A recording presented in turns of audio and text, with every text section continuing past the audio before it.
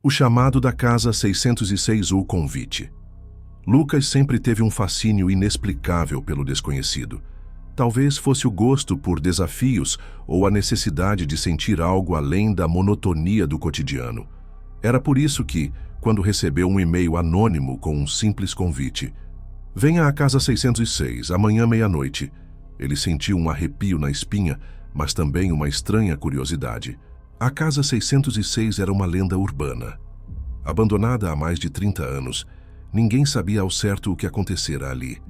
Alguns diziam que uma família inteira desaparecera sem deixar rastros. Outros afirmavam ouvir gritos e sussurros vindos de dentro.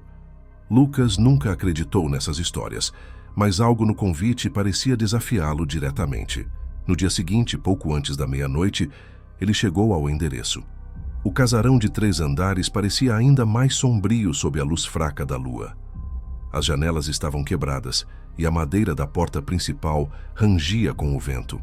Lucas hesitou, mas ao ver que a porta estava entreaberta, decidiu entrar. O interior estava empoeirado e o cheiro de mofo misturado com algo mais, algo podre, impregnava o ar.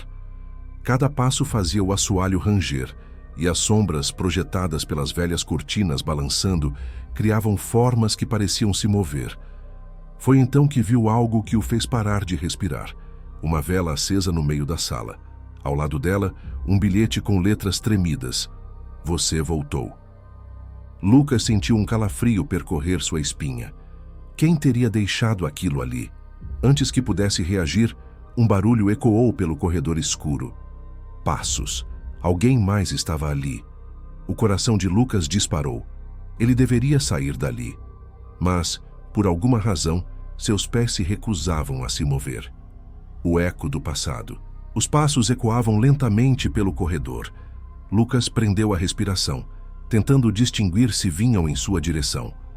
O som parecia se afastar, mas logo retornava com mais intensidade, como se alguém estivesse fazendo um círculo ao redor dele. Seu corpo inteiro estava tenso, como se qualquer movimento pudesse denunciar sua presença. De repente, o barulho cessou. O silêncio ficou denso, quase palpável. Foi então que um sussurro preencheu o ar. "Você se lembra, Lucas?" O sangue gelou em suas veias. Como aquela voz sabia seu nome? Ele tentou se convencer de que era um truque da mente, talvez algum eco da sua própria ansiedade. Mas então, de relance, viu uma sombra se movendo na escuridão, à medida que os raios da lua entravam pelas janelas quebradas. Lucas engoliu em seco, seus olhos tentando focar na figura à distância.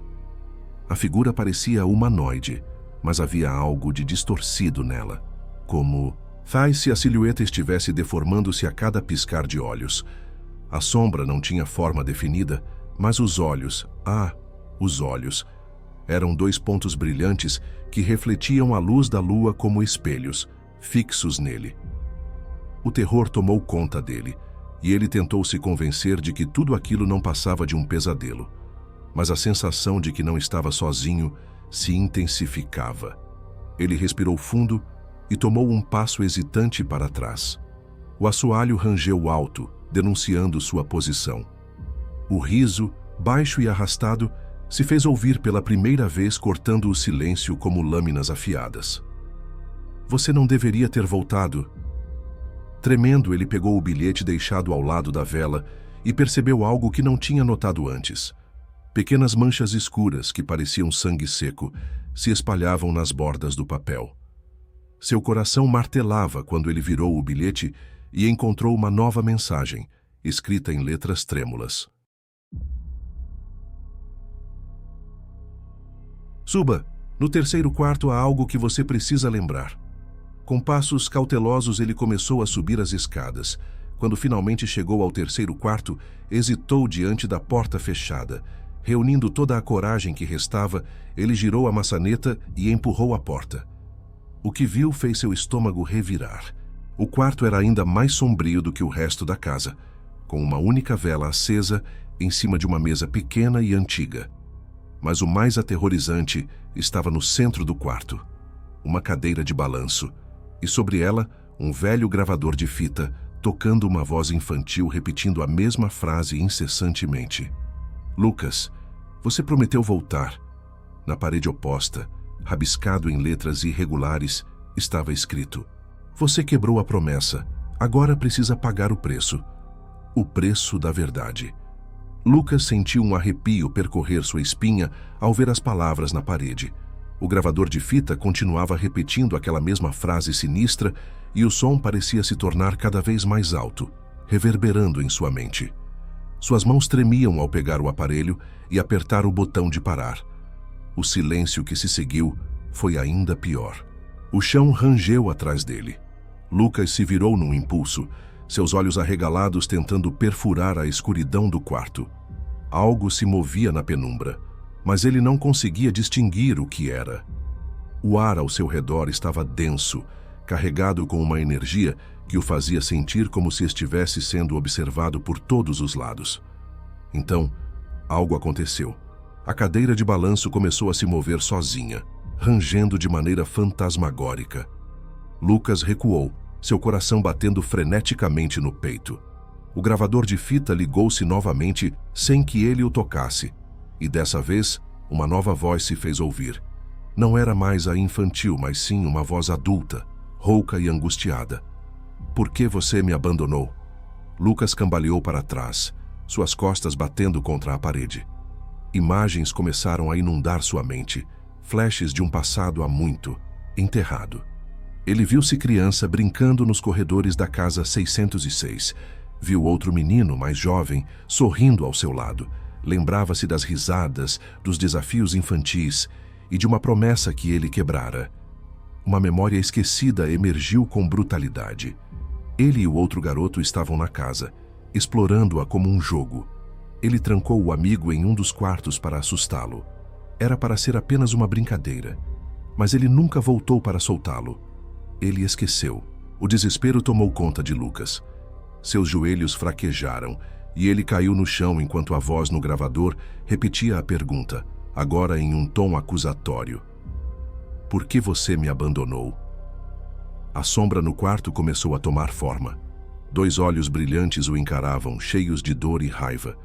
Lucas tentou falar, tentou pedir perdão, mas sua voz não saía. O ar ficou mais pesado e a escuridão parecia crescer ao seu redor. Ele sentiu mãos invisíveis agarrando seus braços e pernas, puxando-o para dentro do vazio. Uma última frase ecoou antes de tudo se tornar escuridão. Agora é a sua vez de ficar. O último chamado. Lucas abriu os olhos em meio à escuridão. O frio tomava conta de seu corpo e sua respiração era curta e irregular.